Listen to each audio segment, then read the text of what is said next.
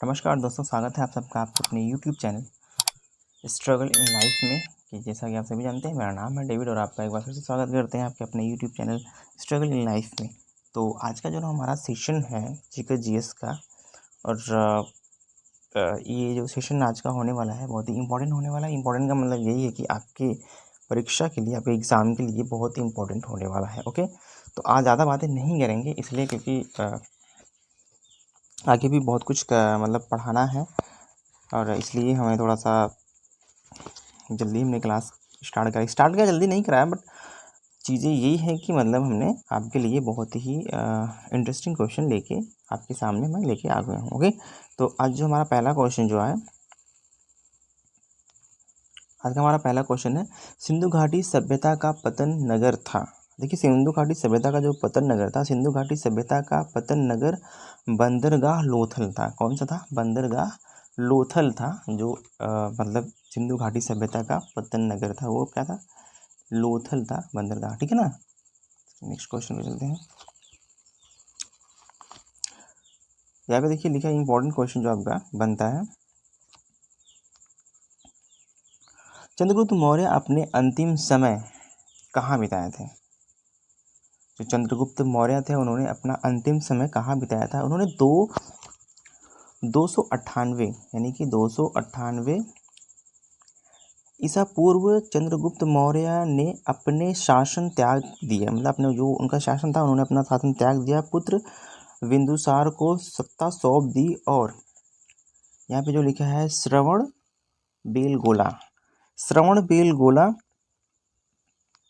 की गुफा में दक्षिण की यात्रा की। वहाँ उन्होंने 5 सप्ताह तक बिना कुछ खाए पिए ध्यान किया, जब तक कि वे भूखमरी से मर नहीं गए। ठीक है, जिसे सलेखाना या सांथारा के नाम से भी जाना जाता है। मतलब सलेखाना या फिर सांतारा के नाम से, सांथारा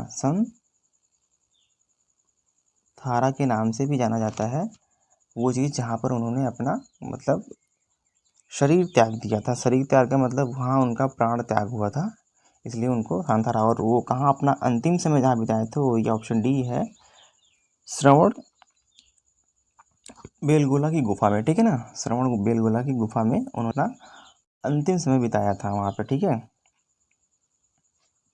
और वो 298 ईसा पूर्व उन्होंने अपना जो ये था, क्या नाम है, अंतिम समय बिताया था उन्होंने। ठीक है, नेक्स्ट क्वेश्चन चलते हैं। कपिल मुनि द्वारा प्रतिपादित दार्शनिक प्रणाली है। कौन सी दार्शनिक प्रणाली है? ये है संख्या दर्शन। कौन सा है? संख्या दर्शन जो है इनके द्वारा है, एक दार्शनिक प्रणाली है। ठीक है, कपिल मुनि द्वारा। नेक्स्ट क्वेश्चन आपका बनता है, निम्नलिखित में से किसने रूप में लाल सेना का गठन मतलब रूस में लाल सेना का गठन किया था? देखिए, जो रूस का था जो रूस का जो लाल सेना का गठन हुआ था, ओके हम बताते हैं आपका लाल सेना का जो गठन हुआ था, वो लाल सेना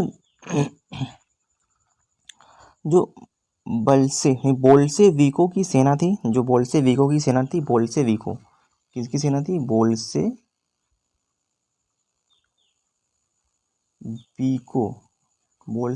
की सेना थी। मतलब जिसका नेतृत्व रूसी गृह युद्ध के दौरान लियोन, क्या था, कौन थे ये? लियोन ट्राट्स्की ने किया था। यह बाद में सोवियत संघ, मतलब बाद में सोवियत संघ की सेना बन गई थी। यह नाम मुख्य रूप से द्वितीय विश्व युद्ध के पहले और उसके दौरान इस्तेमाल किया जाता था। मतलब द्वितीय युद्ध के पहले और मतलब इसके दौरान ही क्या किया जाता था? मतलब इस्तेमाल किया जाता था किस चीज़ का? मतलब लेनिन के, मतलब जो ये था लाल सेना जो है, लाल सेना का गठन, जब बात करते हैं लाल सेना गठन की, तो ये मतलब ऐसे किया जाता था। ठीक है ना, लाल सेना का गठन और इन्हीं के द्वारा हुआ था। मतलब जो ये थे किया गया था, ये जो थे लेनिन, जो लियोन लेनिन मतलब इनका नाम था लियोन, जो लेनिन है इनका नाम था। ठीक है, नेक्स्ट क्वेश्चन आपके बनता है। अब देखिए नेक्स्ट क्वेश्चन जो आपका है ये, रूसी क्रांति के दौरान चेका का गठन किसने किया था। देखिए रूसी क्रांति के दौरान जो था उनका चेका का जो भी एक गठन था, चेका नाम। अब हम बात कर लेते हैं चेका सोवियत मुक्त पुलिस, क्या था चेका सोवियत गुप्त पुलिस 19 कितना 1917 में रूसी क्रांति द्वारा, मतलब रूसी क्रांति के बाद क्या था ये, व्लादिमीर लेनिन, कौन थे ये, व्लादिमीर लेनिन जो थे में लेनिन के नेतृत्व वाली एक दूर वाम जो ये था वामपंथी क्रांतिकारी पार्टी, जो बोल्शेविक, कौन था, बोल्शेविक पार्टी ने रूसी गृहयुद्ध के दौरान दुश्मनों को वश में करने के लिए, जो मतलब दुश्मनों के वश में करने की सहायता के लिए चेका का, मतलब जो चेका की स्थापना की थी, मतलब के लिए जो मतलब दुश्मनों को एक हिसाब से कहा जाए, दुश्मनों को लड़ने के लिए या फिर दुश्मनों को एक तरह से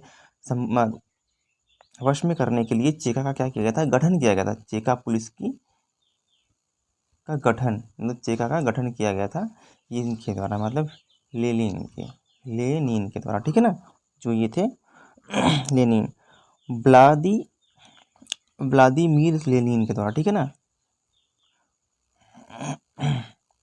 नेक्स्ट क्वेश्चन जो आपका बनता है, वैदिक काल में आर्यों के जीविकोपार्जन जो था, जीविकोपार्जन का मुख्य साधन था, जीविकोपार्जन का मुख्य साधन था कृषि था। कौन सा था, कृषि उनका जीविकोपार्जन का मुख्य साधन था।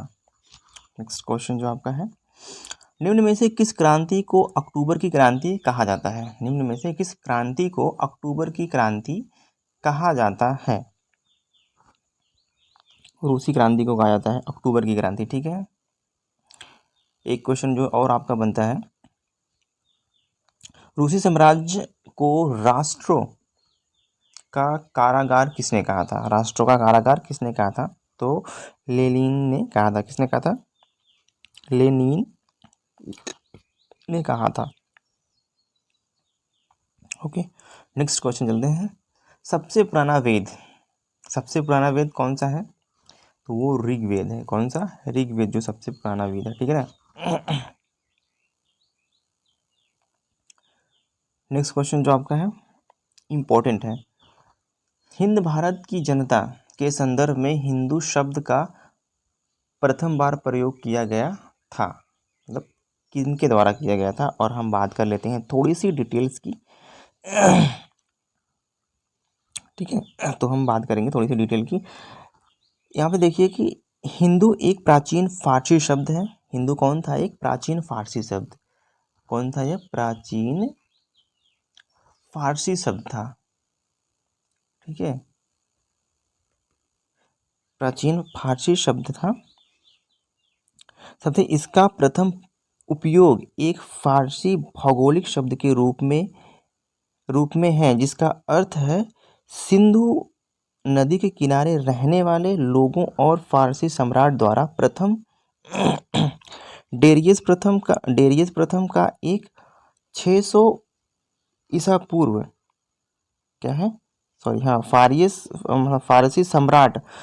सम्राट द्वारा प्रथम, और डेरियस प्रथम का एक 600 ईसा पूर्व को अभिलेख में विनिर्दिष्ट जो था, विनिर्दिष्ट उपयोग है। ओके, ये जो आपका इंपॉर्टेंट अरबों ने किया था, विनिर्दिष्ट उपयोग था ये। ठीक है, नेक्स्ट क्वेश्चन जो आपका है,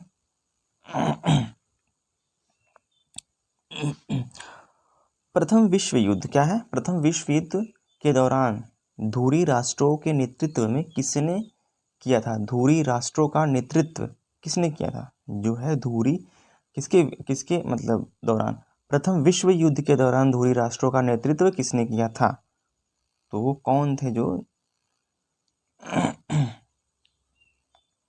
तो वो जर्मनी ने किया था। किसने किया था, जर्मनी ने किया था।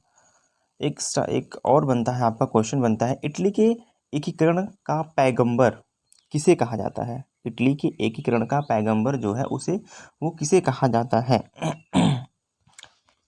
नेक्स्ट क्वेश्चन आपका बनता है, देखिए एक क्वेश्चन और आपका बनता है यहाँ पे, इटली के राष्ट्रीय एकीकरण को समय पर आदर्श देने का श्रेय जो है मेजीनी को जाता है। जो मेजीनी है उनको जाता है। उनका जन्म जो है उनका जन्म 1807 ईस्वी में जिनेवा में हुआ था। 1807 ईस्वी में जिनेवा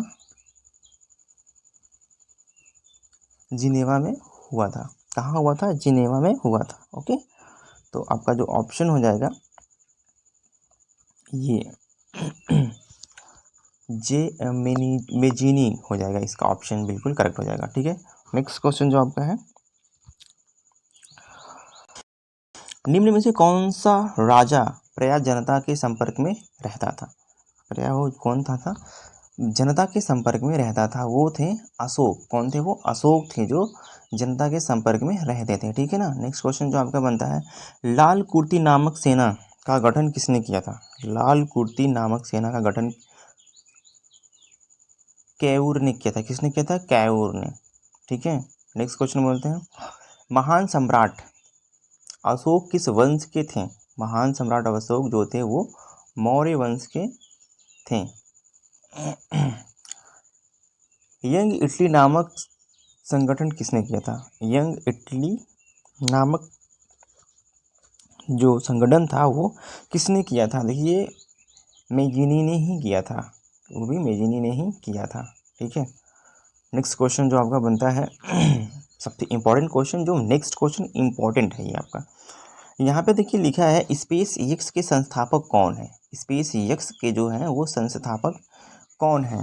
तो हम बात कर लेते हैं सबसे पहले इसके कुछ इम्पोर्टेंट तथ्यों के बारे में। ठीक है,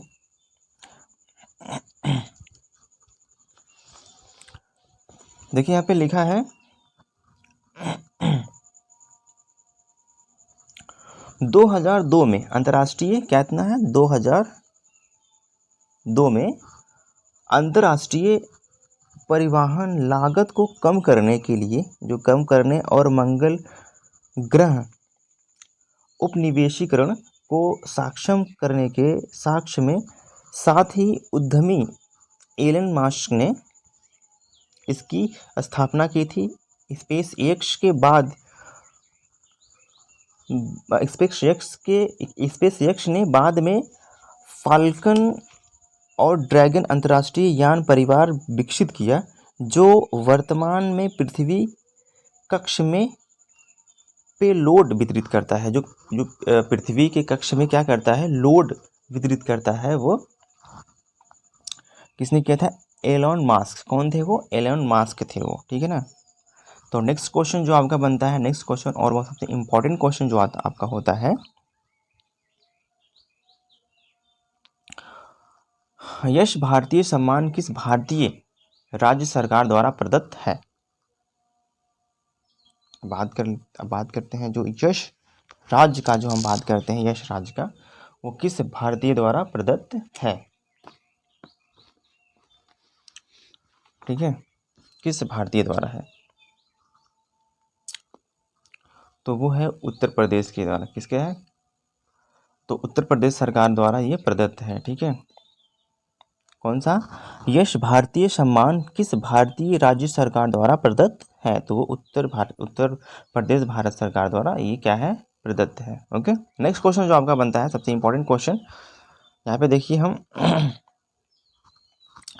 किसने कविता, मतलब देखिए किसने कविता के लिए सुखवंत सिंह मेमोरियल पुरस्कार जीता था? मतलब किसने कविता के लिए सुखवंत मेमोरियल जो एक अवार्ड होता था, अवार्ड है, वह जीता है? तो 25 जनवरी, बात कर लेते हैं हम थोड़ी सी। 25 जनवरी 2015 को सुब्रमण्यम ने अपने काव्य रचना व्हेन इज गॉड, कौन सा है? When God is a traveller. When, हम यहाँ पे लिख लेते हैं, when God is a traveller, traveller sorry traveller, थोड़ा सा लिखा नहीं, मैं उंगली से लिख रहा हूँ। अभी पेन लेना है, पेन ले लूँगा तो फिर बहुत ही इंपॉर्टेंट से लिखवा दूंगा। और मैं बता देता हूँ, when God is a traveller की जो रचना की थी इन्होंने, उसके लिए इन्होंने सुखवंत सिंह मेमोरियल का जो पुरस्कार होता है जीता था। किसने जीता था? अरुंधति सुब्रमण्यम ने, ठीक है, अरुंधति सुब्रमण्यम जी ने जीता था। ओके, नेक्स्ट क्वेश्चन आपका बनता है, निम्नलिखित में से कौन सा प्रार्थना समाज से संबंधित नहीं है? कौन सा प्रार्थना है जो समाज से संबंधित नहीं है? वो है ज्योतिबा फूले। प्रार्थना जो है संबंधित नहीं है। अब एक बार हम फिर से और बात कर लेते हैं। पायरोमीटर निम्नलिखित में से किसके मापन को प्रयुक्त होता है? किसके मापन में क्या होता है? प्रयुक्त होता है। अब ये देखते हैं, जो पायरोमीटर एक प्रकार का क्या है? ये रिमोट सेंसिंग है। क्या है? एक प्रकार का रिमोट सेंसिंग है, रिमोट सेंसिंग थर्मामीटर है, जिसका उपयोग दूर की वस्तुओं के तापमान को मापने के लिए किया जाता है। उपयोग किया जाता है, दूर के वस्तुओं को मापने के लिए क्या किया जाता है? इसको उपयोग किया जाता है। तो कहाँ पे क्या लिखा है? उच्च ताप। जो आपका क्वेश्चन का आंसर हो जाएगा, ये क्या है? उच्च ताप के लिए, वही जो होता है उच्च ताप। ऑप्शन ए बिल्कुल आपका करेक्ट आंसर हो जाएगा, ठीक है, बिल्कुल करेक्ट आंसर आपका हो जाएगा। नेक्स्ट क्वेश्चन आपका है,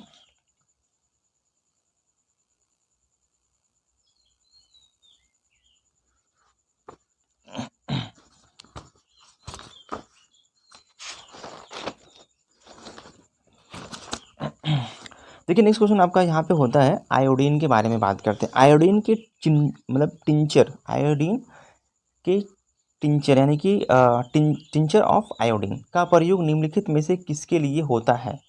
आपका ऑप्शन देखिए यहाँ पे बनता है, कैंसर के इलाज के रूप में, स्टार्च की उपस्थिति के निर्धारण में, और यहाँ पे एंटीसेप्टिक के रूप में, और दूसरा आपका जो आपका डी ऑप्शन होता है, इनमें से कोई नहीं। तो देखिए जो आपका एक ऑप्शन होगा, आयोडीन का टिंचर अक्सर आपातकालीन उत्तरजीविता कीटों में पाया जाता है, जिसका उपयोग घावों को कीटाणु रहित करने और पीने की सतह के, जो लिखा है पीने के लिए सतह के पानी को साफ करने के लिए किया जाता है। पीने के लिए जो सतह की पानी होती है उसे साफ करने के लिए हमें आयोडीन के टिंचर की जो होती है वो किया जाता है। और जो इसका उपयोग होता है एंटीसेप्टिक के रूप में, किसके रूप में होता है? एंटीसेप्टिक के रूप में किया जाता है।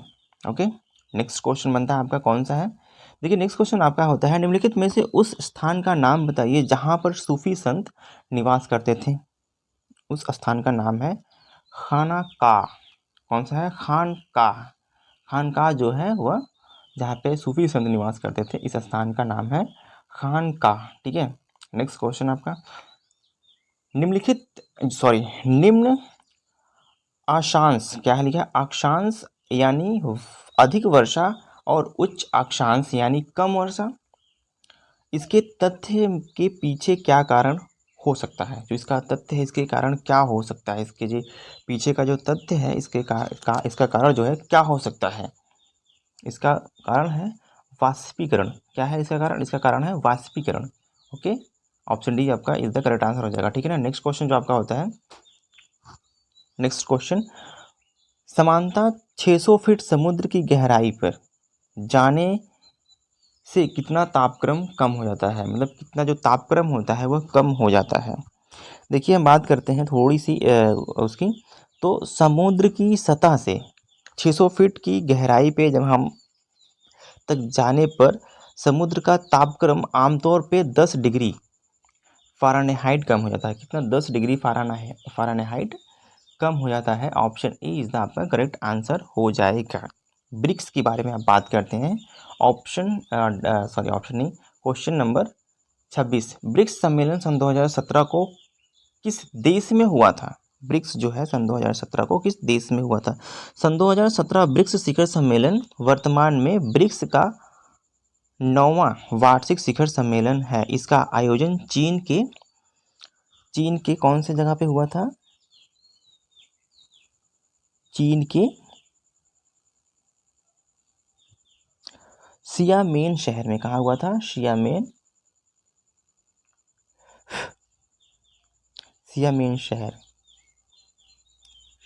शहर में हुआ था। ओके, मतलब किया गया था यानी कि हुआ था। नेक्स्ट क्वेश्चन आपको बनता है यहाँ पे, हाल ही में ब्रह्मांड का सबसे गर्म ग्रह की खोज की गई है, उस ग्रह का नाम क्या है? उसका ग्रह का नाम है केल्टा-9b उसका नाम है केल्टा-9b। Option C is the correct answer हो जाएगा आपका। भारत के पहले मानव रहित टैंक के नाम क्या है? जो टैंक का नाम है वह क्या है? तो वो है मंत्रा। क्या है? मंत्रा नाम है उनके मानव टैंक का नाम। यहाँ पे एक बार क्वेश्चन और आपका बनता है, गुप्त वंश। क्या लिखा है? गुप्त वंश के लगभग कितने वर्ष, गुप्त वंश ने लगभग कितने वर्ष तक शासन किया था? तो किया था उन्होंने 300 वर्ष तक शासन किया था। Okay, next question, last question जो आपका होता है, किस गुप्त शासक ने लिच्छवी वंश की राजकुमारी से विवाह किया था? किस शासक ने? चंद्रगुप्त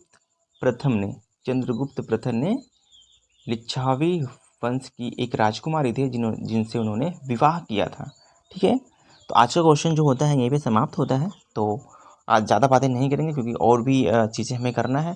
तो देखिए, आप लोग मेहनत करके पढ़ाई करिए। और जो ये रिकॉर्ड मैं कर रहा हूँ, 4 बजे से मैं रिकॉर्ड कर रहा था।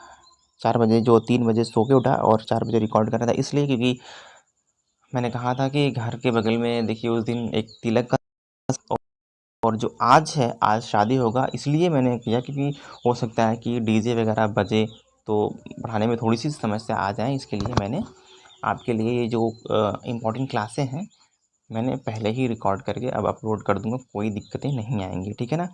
और एक चीज़ और है, जो चिड़ियाओं की आवाज़ हो रही है और हमारे यहाँ मस्जिद है, उन पे लोग नमाज़ पढ़ रहे हैं तो उनकी आवाज़ आ जाएगी, तो इसके लिए I am very very sorry. Okay, तो नमस्कार।